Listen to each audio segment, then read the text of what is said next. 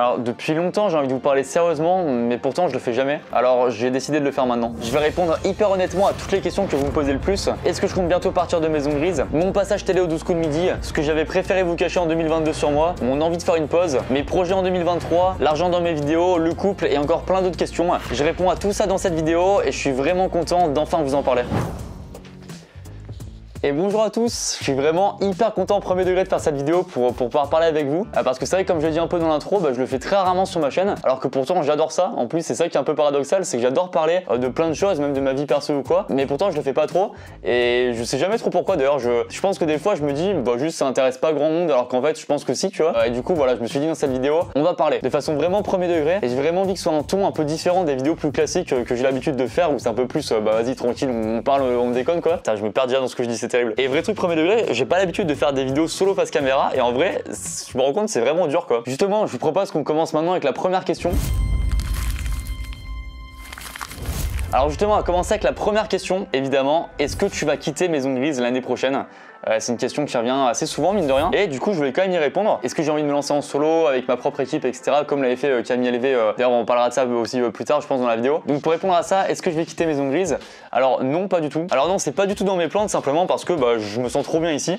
Pour le coup, j'ai vraiment tout ce que je veux pour faire des vidéos. Parce que Maison Grise, alors je pense que vous connaissez surtout vous Maison Grise pour la team de youtubeurs qu'on est, par exemple avec Pierre Cross, Benjamin Verrecchia, Alaya, Fred, et puis même d'autres personnes qui font souvent des vidéos avec moi. Mais en fait, au-delà des youtubeurs, Maison Grise, ça reste une agence, une boîte de production qui m'aide à faire mes vidéos parce que voilà, il y a une équipe de chargés de production, une équipe de monteurs, de cadreurs et tout. Et en fait, je suis vraiment trop bien là. On est beaucoup maintenant à Maison Grise, on est plus de 35, c'est un truc de fou. Moi, je suis arrivé ici, on était à l'époque je sais pas, 6 ou 7, un truc comme ça. Et vraiment, il y a tellement de gens qui sont arrivés, c'est trop cool. Et c'est surtout une trop bonne ambiance. Et vraiment, on est tous potes. C'est vraiment une ambiance géniale entre jeunes. Tout le monde s'adore et tout, c'est trop cool. Et du coup, voilà, je suis vraiment trop bien ici. Et je peux faire surtout tout ce que je veux. Parce que vous avez vu peut-être cette année en 2022 aussi, on va y revenir. Mais j'ai eu la chance de faire plein de projets encore plus ambitieux qu'avant. Et c'est trop cool parce que tout le monde est vraiment partant. Tu vois, je peux arriver un matin en disant, attendez, j'ai envie de faire une vidéo autour du ping-pong. Faut les 10 tables de ping-pong alignées. Et puis 10 adversaires de plus en plus forts. À la fin, on a le champion de France. Et tu vois, à la place de dire, mais attends, mais c'est fou, qu'est-ce que tu dis?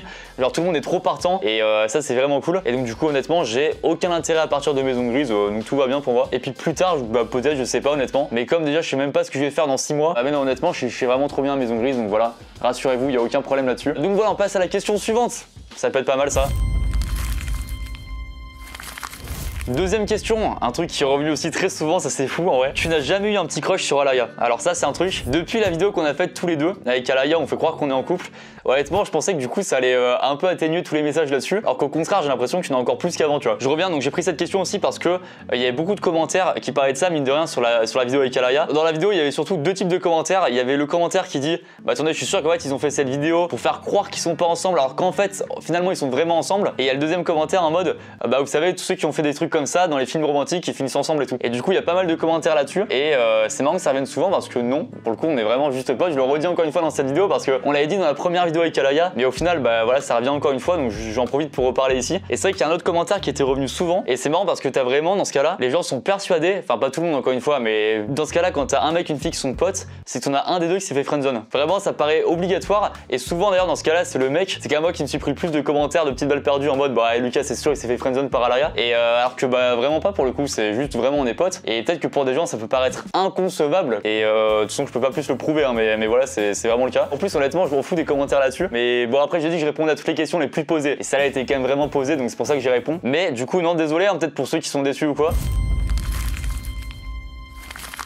Question suivante, c'est quand qu'on va voir ton passage au 12 coups de midi? Alors ça c'est un truc, peut-être que vous n'êtes pas au courant tout le monde sur ma chaîne principale. Alors déjà premier truc, vous savez j'ai une chaîne secondaire, pour ceux qui sont pas au courant déjà je le dis ça. Donc j'ai une chaîne secondaire Lucas Studio Off dans laquelle en fait je fais des vidéos qui sont plus tranquilles, plus chill. Parce que ça c'est un truc, j'en ai un peu parlé à l'époque où j'ai créé la chaîne secondaire, c'est que, alors, après j'ai parlé de mon inscription 12 coups de midi, c'est lié par rapport à ça vous allez voir. Oui donc de base j'ai créé une chaîne secondaire pour faire des contenus plus tranquilles et surtout avec un peu moins de pression parce qu'en vrai sur ma chaîne principale, même si je fais ce que je veux, j'ai quand même tu sais, t'as toujours une petite pression de t'as envie de faire une bonne vidéo, un gros concept quand même, que ça fasse un maximum de vues, on peut se le dire aussi, tu vois, sans faire n'importe quoi non plus, mais t'as quand même une espèce de pression, de qualité, mais même un truc personnel, tu vois, même moi j'ai envie de faire vraiment des bonnes vidéos à chaque fois, et du coup il y a des moments où je n'osais pas faire vraiment ce que je voulais. T'as plein de concepts, ou juste de formats de vidéo, de trucs à faire, et à chaque fois je me disais, ah je sais pas si je le fais sur ma chaîne principale parce que je trouve ça cool, mais en vrai peut-être que ça va pas plaire aux gens, ça va pas marcher ou quoi, et du coup je le faisais pas. Et c'est quand même dommage parce que j'étais sûr que ça allait être des bonnes vidéos, mais je me freinais, voilà, j'avais vraiment un frein là-dessus. Et du coup pour remédier à ça, j'ai créé ma chaîne secondaire, donc Lucas Studio Off, où je me suis dit ok là-dessus,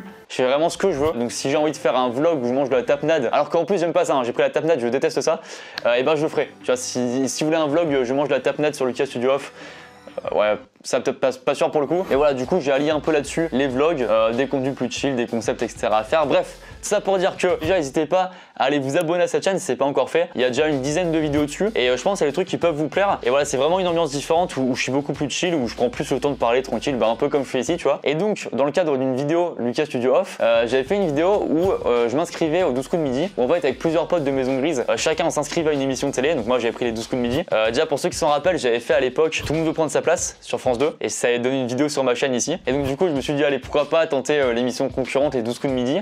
Et j'ai été pris, j'ai été choisi au casting etc. Et j'ai même tourné dans l'émission. Donc ça c'est un truc assez marrant. Et donc je passe à la télé dans l'émission le 18 janvier en tant que candidat, voilà, avec Jean-Luc Reichmann, avec le champion etc. Bref vous allez tout voir. Je vous dis rien, évidemment je vous spoil pas du tout. Et évidemment je ferai une vidéo sur ma chaîne secondaire où on va réagir à mon passage. Voilà, vous raconter un peu tout ce qui s'est passé. J'ai même fait un petit vlog dans les coulisses de l'émission. Je pense que ça va être vraiment cool. Et puis encore une aventure de fou avec YouTube. À chaque fois je fais plein de trucs comme ça me fait trop rire. Ça c'est reparti encore une fois d'un délire de s'inscrire aux 12 coups de midi. Et ça finit vraiment dans l'émission sur TF1 et tout, c'est trop drôle. C'est aussi ça que j'adore dans YouTube, hein. C'est vraiment on fait tout et n'importe quoi. Et franchement, quel plaisir, quel plaisant plaisir.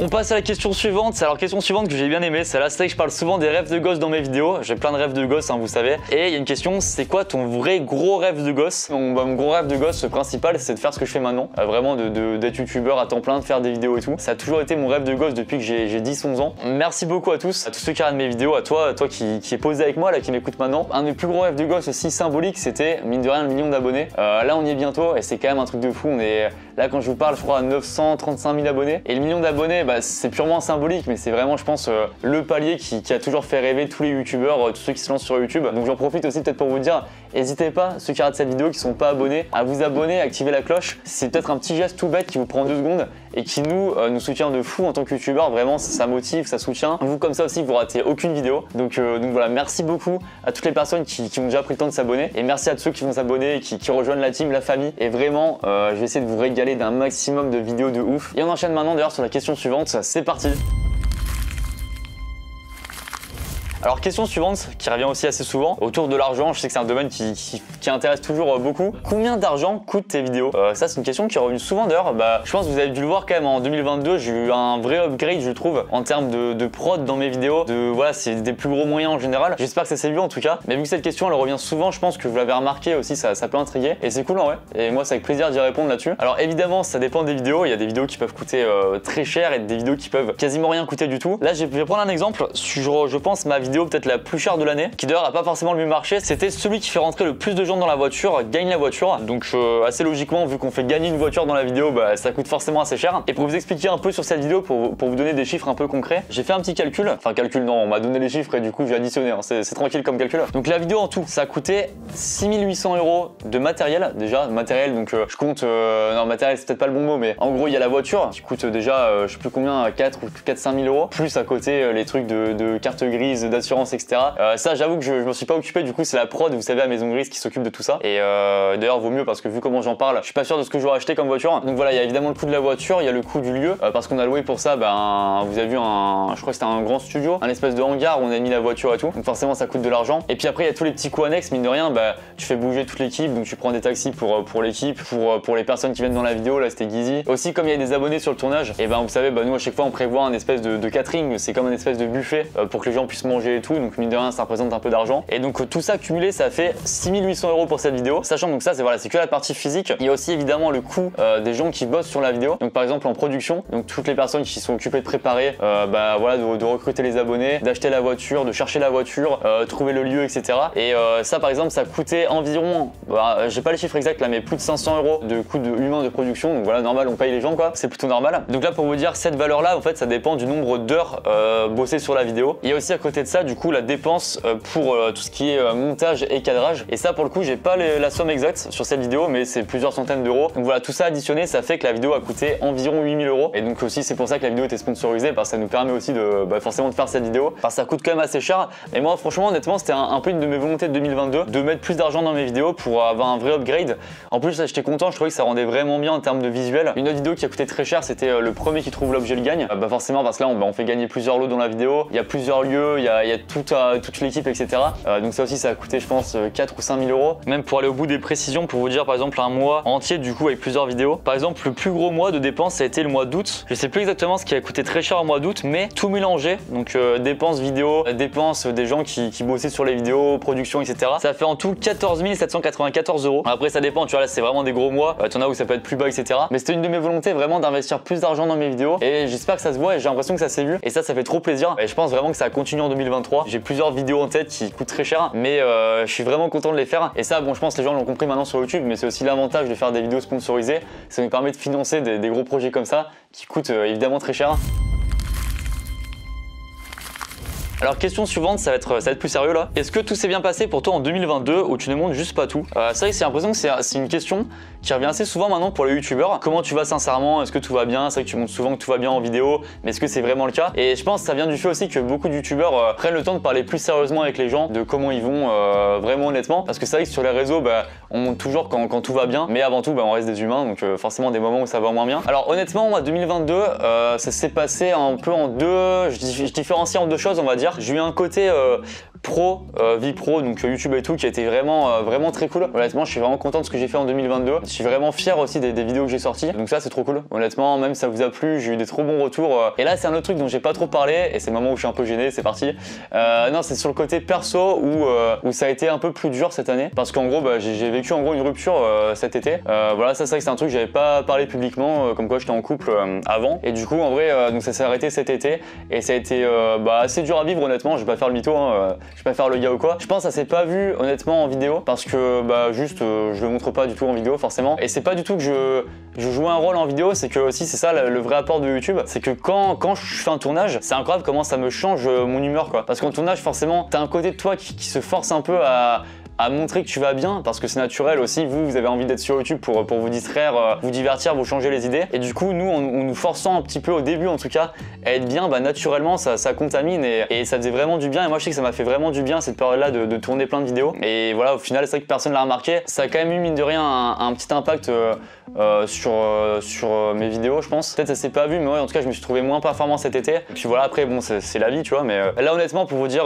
ça va mieux, ça va vraiment mieux. Et du coup là c'est vrai que la deuxième partie d'année 2022 ça a été beaucoup plus concentré sur le pro. Ça m'a aussi permis de me changer les idées, et j'ai l'impression que je me suis beaucoup plus dit vas-y je me mets à fond, je me tabasse sur YouTube à fond, et c'est aussi ce qui a fait que j'ai l'impression qu'en la deuxième partie de 2022 j'ai fait beaucoup plus de plus grosses vidéos en tout cas qui faisaient plus, j'ai l'impression. Non pas qu'en début d'année je délaissais ça, pas du tout, mais disons que c'est un équilibre aussi différent. Et donc voilà, du coup en deuxième partie j'ai fait beaucoup plus de gros projets. Et du coup pourquoi je n'ai pas parlé avant, juste parce que j'avais envie de garder ça pour moi. J'ai jamais eu trop l'habitude de parler de ma vie perso dans mes vidéos, alors que pourtant honnêtement ça me dérange pas. Même si je vous parle pas forcément de toute ma vie, on partage quand même beaucoup de choses ensemble. Vous voyez, comme je vous disais, YouTube c'est une grande partie de ma vie, donc vous voyez beaucoup de choses de moi. Alors ouais, ça fait bizarre d'en parler, mais je suis content je pense de l'avoir fait. Et puis voilà, honnêtement je me souhaite qu'en 2023 vraiment ça aille parfaitement en pro et en perso. C'est vraiment un vrai équilibre que j'ai envie de trouver.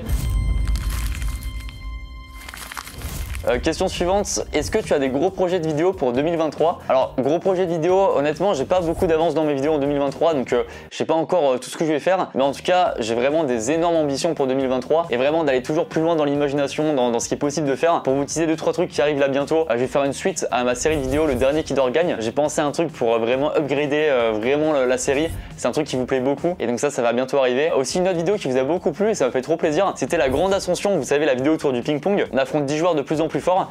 Et honnêtement, cette vidéo, ça vous a tellement plu, je pensais pas que ça allait autant vous plaire. Et je suis vraiment content parce que j'adore ça et je voulais vraiment que ça lance une série avec plein de domaines différents. Et du coup, c'est le cas. Donc je vais bientôt faire ça sur un autre sport. Ça arrive aussi dans les prochaines semaines. Et j'ai un autre projet aussi. Alors là, malheureusement, je peux pas vous en dire plus. Donc désolé, ce sera juste un teasing. Mais ça va être vraiment une de mes plus grosses vidéos. Et ça arrive, je pense, fin février, début mars. Mais je le tourne très bientôt là, dans les prochains jours. Mais ça mettra du temps à sortir. Et je pense que ça va être fou. Voilà, je l'ai pas encore tourné donc je sais pas. Mais je pense que ça va être vraiment trop bien. Donc voilà, ça fait pas mal de projets. Voilà, en tout cas, je suis tellement motivé pour faire des trucs de fou en 2023. Donc voilà, préparez-vous à voir un maximum de bangers sur ma chaîne. J'ai trop hâte. Petite pause avec une question un peu plus légère. C'est quoi tes sons les plus écoutés de 2022? Régale-nous STP. Et bah écoutez, je vais tout simplement vous montrer là sur Spotify, vous savez, vous avez la récap des sons les plus écoutés. Top 1, Rappel de Gazo. Top 2, Outro de Nino. Top 3, Réfé de Nino. Top 4, Parfum Quartier de Jul. Putain, j'adore ce son de Jul préféré. Et top 5, Filtré de Timal et Gazo. Et puis même, pourquoi pas, je vous affiche le top 10 aussi, voilà, c'est cadeau. N'hésitez pas à écouter tous ces sons parce que franchement, c'est que des dingueries, c'est ultra validé. Et puis on passe à la question suivante, c'est parti. Raconte-nous ta meilleure anecdote improbable sur un tournage en 2022. Alors ça, j'ai réfléchi. Je sais pas si c'est la plus improbable, mais un truc peut-être que vraiment ça vous paraît fou. Mais c'est au niveau d'un invité que j'aurais pu avoir pour une vidéo. Justement pour la vidéo du ping-pong à la grande ascension. Donc j'ai fait la vidéo avec Le Bouzeux et Hello Carré. Et en fait, au début, je savais pas trop qui inviter parce que je voulais vraiment avoir un youtubeur et quelqu'un qui n'était pas de YouTube pour essayer vraiment de varier les différents univers. J'adore faire ça et je voulais le faire dans cette vidéo. Et donc pour vous dire, voilà, on avait pensé à différentes personnes, différents noms. Et il y a quelqu'un, ça aurait pu être vraiment giga improbable. C'est Michel Polnareff. Alors oui, vraiment, ça vous allez dire, mais qu'est-ce qu'il dit? En fait, c'était une discussion avec son label et au final, ça s'est pas fait parce que niveau timing, c'était un peu serré. Il sortait son album, donc il avait plein de trucs à faire et tout. Mais voilà, en tout cas, ça aurait été tellement improbable comme casting. Lucas Studio, Le Bouzeux, Michel Polnareff, ça aurait été un truc de fou. Mais voilà, franchement, on a failli avoir Michel Polnareff sur la chaîne de Lucas Studio. Alors peut-être une autre fois. Michel, si tu rates cette vidéo, évidemment, ça avec grand plaisir. Mais en tout cas, voilà, passeur du ping-pong. Et on passe à la question suivante. C'est parti. Alors question suivante qui est très intéressante aussi. As-tu envie comme Mastu de faire une pause un jour? Alors forcément je pense que beaucoup de gens ont vu la vidéo de Mastu où il annonce qu'il fait une pause. Alors déjà j'en profite pour faire un petit big up à Mastu et puis vraiment pour dire tout mon soutien évidemment là-dedans. Et j'ai l'impression que beaucoup de youtubeurs parlent de tout ça. Moi j'aimerais bien faire une pause un moment, mais pas pour les mêmes raisons que lui, mais plutôt pour prendre un peu du recul sur les vidéos et puis même voilà, revenir avec des idées un peu plus claires. Parce que mine de rien, vous savez, sur YouTube, moi je sors une vidéo par semaine, même avec ma chaîne secondaire des fois plus. Je fais plein de tournages pour d'autres gens, etc. Et ça fait vraiment que tous les jours de l'année, je suis vraiment à fond tout le temps. Je pense qu'il n'y a pas un seul jour où je pense pas une seule fois à YouTube. Parce qu'à chaque fois, je pense aux vidéos, dans tel concept, attends, je dois faire ça, tel tournage, sur le montage, le retour, la miniature, la chaîne secondaire, Instagram, TikTok, le tournage des autres. Et donc tout ça, en fait, ça fait un rythme de fou. Alors moi, évidemment, je me plains pas, c'est parce que déjà, c'est un métier incroyable et c'est vraiment ma passion, donc c'est trop cool. Mais je pense que c'est quand même aussi bien de faire des pauses. Déjà, ça permet un peu de se reposer parce que mine de rien, le cerveau, ça reste un muscle. Et aussi au niveau des idées, je pense que c'est cool de pas être tout le temps à fond, de se dire, ok, une vidéo par semaine, donc je fais quoi la semaine d'après, et puis celle après, etc. Et de se dire, ok, je prends un peu de recul et je reviens avec vraiment des nouvelles idées, des nouveaux formats. Et je pense que c'est vraiment bénéfique pour une chaîne de faire ça. Et pourtant, vraiment, j'arrive pas du tout à le faire, quoi. Mais vraiment pas. Là, pendant les fêtes, j'étais quelques jours à Savas chez mes parents et je me suis dit, ok, je vais pouvoir prendre un peu de recul sur les vidéos. Au final, pas du tout. J'étais vraiment à fond sur plein d'autres trucs. J'arrive pas à déconnecter parce que j'ai toujours quand même des trucs à faire. Et j'aimerais bien vraiment me dire, ok, je pars totalement déconnecté ou je pose mon téléphone, je réfléchis pas du tout à YouTube. Et je pense vraiment que ça me ferait du bien et que ça me permettrait de revenir encore plus en forme et plus à fond. Et de toute façon, je dis ça, mais je le ferai pas avant longtemps. Qu'on soit bien d'accord, hein. Je vous tiendrai au courant évidemment.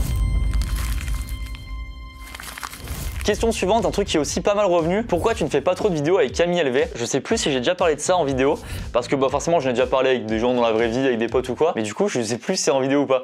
Mais alors pour vous dire, donc vous savez ça fait quasiment un an là que Camille elle est partie de Maison Grise pour du coup créer le 105 avec Guizy et Raven. Et c'est vrai qu'avant qu'elle parte de Maison Grise, on faisait très souvent des vidéos ensemble, que ce soit sur sa chaîne, sur la mienne. Et depuis qu'elle est partie, il y en a beaucoup moins. Donc voilà, question suivante. C'est le connard qui répond pas du tout. Alors honnêtement, je pense que c'est plutôt simple à expliquer. C'est qu'à l'époque, on faisait beaucoup de vidéos ensemble parce que on était tout le temps en fait dans la même pièce. On a déjà le même studio en bas. Et naturellement, quand j'avais un concept de vidéo en tête, je me suis dit ok, avec qui je vais le faire. Et puis naturellement avec Camille, ça se faisait bien. Donc là, voilà, je pense simplement le fait qu'on soit plus dans les mêmes locaux, ça fait que je pense moins l'inviter naturellement. Et je pense un truc aussi qui joue, c'est qu'en même temps qu'elle est partie de Maison Grise, moi j'avais une volonté de varier un peu plus les feeds sur ma chaîne, d'avoir vraiment des personnes différentes. En plus, je faisais moins de vidéos juste à deux. Naturellement, on varie les invités. Vous savez aussi, on a toujours fait comme ça, nous à Maison Grise. On a toujours fonctionné à l'envie de se dire, ok, bah, sur tel concept, je vois telle personne. Et je trouve ça bien de faire ça parce qu'au moins c'est vraiment naturel avec vous. On fait pas juste des feats histoire de faire plaisir parce que les gens ils aiment ça. On fait vraiment comme on a envie. Je pense que c'est important de faire ça. Mais en tout cas, il n'y a pas du tout d'embrouille. Et puis même, on a fait une vidéo récemment quand on était en Croatie avec toute la team qui était sortie sur ma chaîne, je pense début octobre, un truc comme ça. On avait fait une vidéo avec Alaya, Gizy et Camille justement au mois de juin, juillet. Donc honnêtement, tout va bien. Et puis c'est l'évolution de la vie, hein. Chacun fait ses choix, etc. Donc naturellement, t'es amené à moins croiser certaines personnes. Mais honnêtement, tout va bien.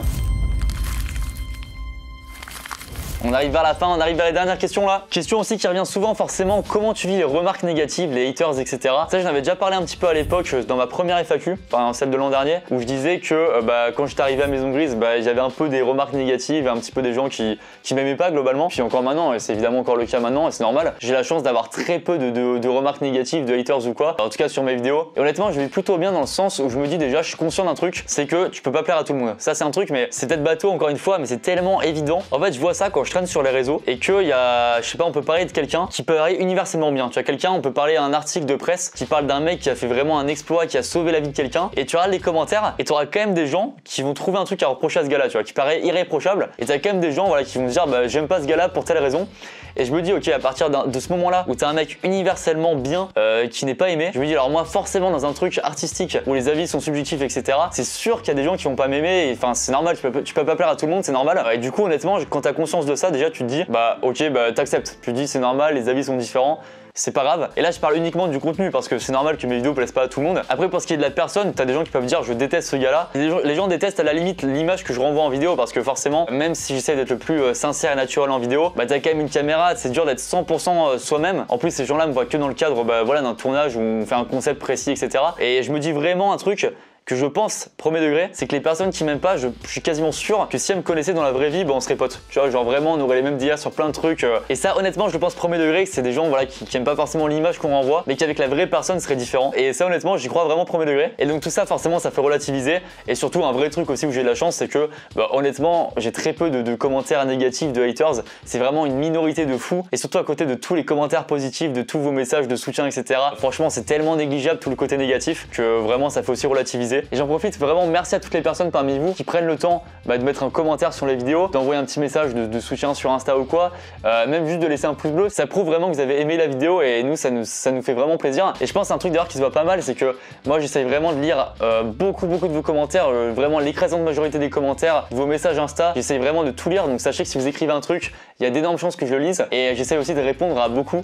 Bon forcément j'ai pas le temps de répondre à tout, mais j'essaye un maximum en tout cas, notamment quand les vidéos sortent, à la sortie des vidéos, je prends vraiment du temps à chaque fois pour répondre à un maximum de commentaires et je trouve ça normal parce que vous prenez le temps de les écrire, vous prenez le temps de regarder les vidéos, de soutenir et je trouve ça normal aussi qu'on rende en tout cas en maximum l'appareil. Voilà, mais en tout cas vraiment premier degré, ça me fera toujours autant plaisir de lire vos commentaires, vos messages. Et j'en profite aussi pour un truc, c'est que dans les vidéos FAQ, moi j'en profite pour vous parler vraiment de plein de sujets, mais j'aime bien aussi quand vous parlez en commentaire, c'est l'occasion aussi, n'hésitez pas à commenter, à prendre un peu plus de temps, pourquoi pas à dire je sais pas, un retour sur ma chaîne, sur ce que vous aimez, sur ce qui vous plaît, ce que vous aimeriez voir, etc. Honnêtement vraiment ça m'intéresse et je prendrai le temps de tout lire, donc n'hésitez pas, faites-vous plaisir et vraiment ça me fait plaisir de lire tout ça. Et vous savez quoi, je pense qu'on va s'arrêter là-dessus en vrai, parce que à peu près on a fait le tour de toutes les questions qui revenaient le plus et après j'ai noté quelques autres trucs, mais honnêtement je pense que déjà la vidéo est assez longue comme ça, je parle quand même beaucoup mine de rien et je me dis pourquoi pas, tiens, certaines autres questions je pense que je vais peut-être y répondre sur ma chaîne secondaire sur Lucas Studio Off. Je vais peut-être faire ça parce que même il y a des questions un peu plus légères auxquelles j'ai pas répondu, je me dis ça pourrait être cool d'y répondre. Merci beaucoup à tous d'avoir regardé cette vidéo, d'avoir pris le temps de m'écouter. En vrai ça m'a fait vraiment plaisir de vous parler, ça m'a fait du bien aussi et je vais essayer de faire ça plus souvent. Je l'avais déjà dit la dernière fois, je l'avais pas trop fait, mais là avec la chaîne secondaire et tout, je vais essayer de le faire en tout cas plus souvent, c'est sûr. Merci à vous d'être là, merci d'être abonné à cette chaîne, merci de regarder les vidéos et vraiment comptez sur moi pour continuer à vous régaler un maximum avec plein de vidéos en 2023. Enfin voilà, merci à tous et on se retrouve très bientôt pour de nouvelles vidéos.